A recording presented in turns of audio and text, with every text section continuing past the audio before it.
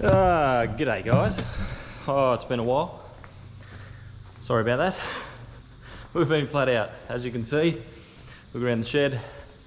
You realise all the equipment, besides the actual runnings of the business, has gone. We've been busy. A lot of what's happening in the world has driven our decision to sell a rental in town.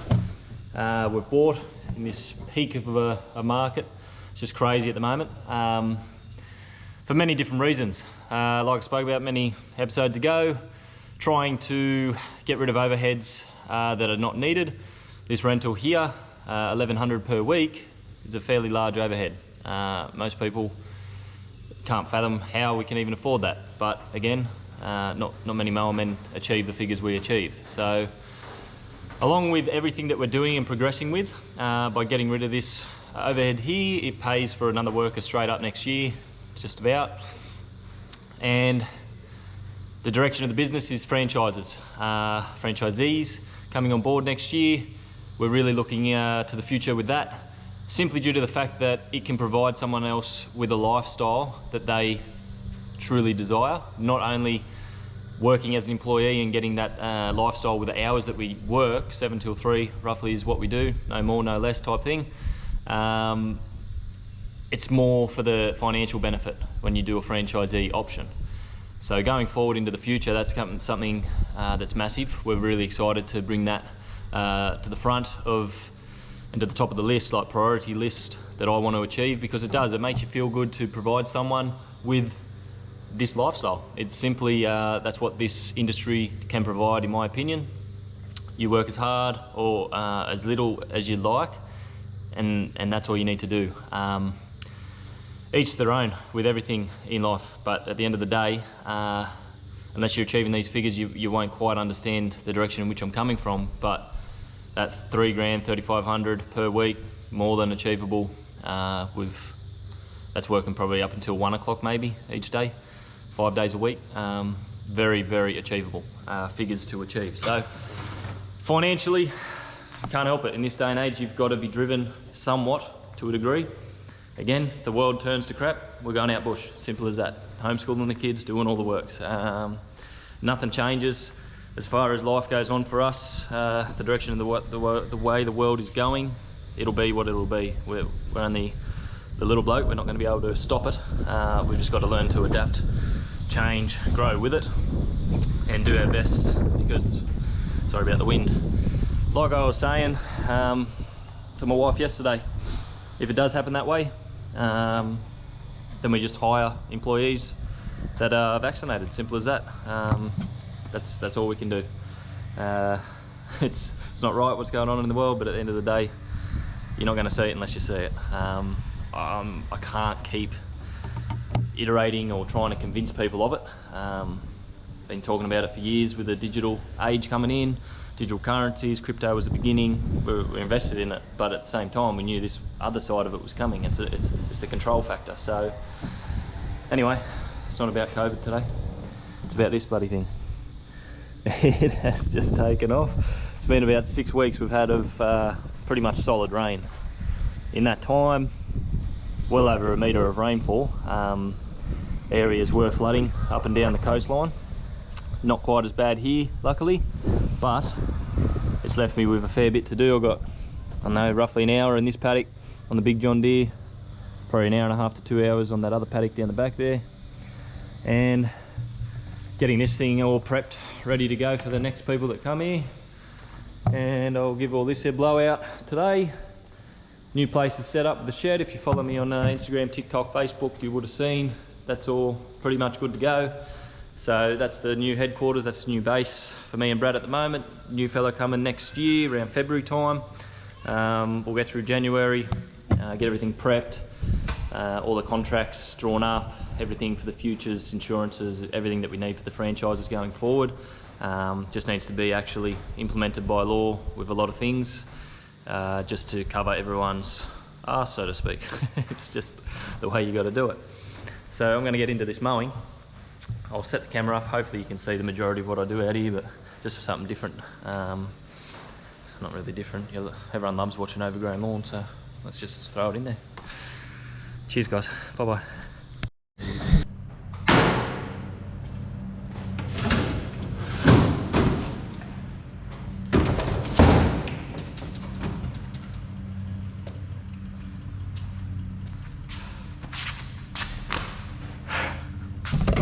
All right, so I started this video off, as I always do, watching what I say, careful not to step on anyone's toes. And to be honest, I'm just over not being 100% genuine throughout these videos, throughout my whole time on YouTube, trying not to upset people, when at the end of the day, like I tell my clients, my friends, my family, future employees, franchisees, they're not here to help you, right? No one out there that's judging me is actually here to help me. So why would I care if I upset them? Do you know what I mean? So from here on out, I'm gonna try my absolute best to be 100% authentic without any of the gray area in between. It's just black and white, this is how it is, like me or not. I've spoken about this in previous videos. I continue that narrative of do what you want in your business, all right? No one is going to determine which direction I take in my business but myself. It's for my family, it's for my friends, it's for the franchisees and the clients, of course. Everything else is just, you either take it on or you don't. The fact is, like 95% of the world right now, taking this bloody shot for COVID, that gives you an indication of where you have to be mentally. Everyone has their reasons for taking it. It's not all about that. Again, here I am again trying to justify what I just said. But it's simply the fact that you need to be at a different level mentally than the next bloke, than the next woman, than the next whatever, next business person, let's just say that. And you just can't please everyone, no matter what you do. I'm trying my absolute best for myself and my family to grow this business into whatever it's going to be. But at the end of the day, no matter how hard I push this business, all our investments and rentals and other little avenues that we've got of income coming in, that's what's going to be the determining factor. Not so much this business. This business will do its thing. It's regular, it's bread and butter. It's 300,000 plus a year with 2 workers, gross, 150K net profit. There are so many different avenues. I could go just on this alone, get right into the aerations, get right into the fertilizations, the top dress jobs, and that's what we're going to do next year. Because that knowledge I still possess and do on my own yards and on certain clients' yards, but not everyone can afford it. So it's not smart business practice to try and push it and lose out on this regular income from the mowing. And by regular, I mean like that 6 to 8 grand a week. Lately, it was 40 grand in a month is what we were doing, and continue to do with 2 workers. People just don't quite understand it. We've taken it to another level, hitting them 40K months, and then you got 9 months of the year, 9 fours. Start doing the math real quick in your head. Everything is just broken over or broken down over a whole year, okay? I can't keep pushing this message any more than I can and have, but if you're not going to listen, that's on you. Keep struggling, keep being home when it's dark, keep not earning what you're worth, and yeah, people don't see it behind the scenes. I've got podcasts in my ears all day long. It's not music, it's not whatever, it's podcasts. I'm always learning, always trying to grow. I don't know everything, I never will. I don't pretend to, and I just don't have that in me anymore to care if I'm upsetting you, all right? That's the gist of it. That's the be all end all of it. No matter what I do, no matter where I go in life, is it really going to affect you? Seriously? And if it does, I really pity the person that it does affect. It is upsetting. TikTok's really bad for it, you see it. And I started just at Tim, the lawnmower man, following his similar model in a sense of people just like to talk crap on there, to be honest. They just give their opinion. They might not even have mower business, but they think it should be done a certain way, and that's it. No other way can it be done. 6 weeks worth of rain. You really think I'm gonna not work for 6 weeks? we work in the fucking rain, all right? I don't often swear on here, but it pisses me off when I see it all throughout the comments on social media, in the general public. We're the only mower men out. Now, call it what you want. We have and retain many high-end clients. I only make that decision at the last second if it's not fucking able to go onto that grass, that lawn, that garden, whatever it might be. I've got one this Wednesday coming up. I'm gonna do an update for Sheila that commented, oh, if that was my lawn and you're leaving them ruts in the lawn. The ruts are like 20 mil deep. Mud marks on the grass. As soon as it rains, it washes off, you don't even know we're there.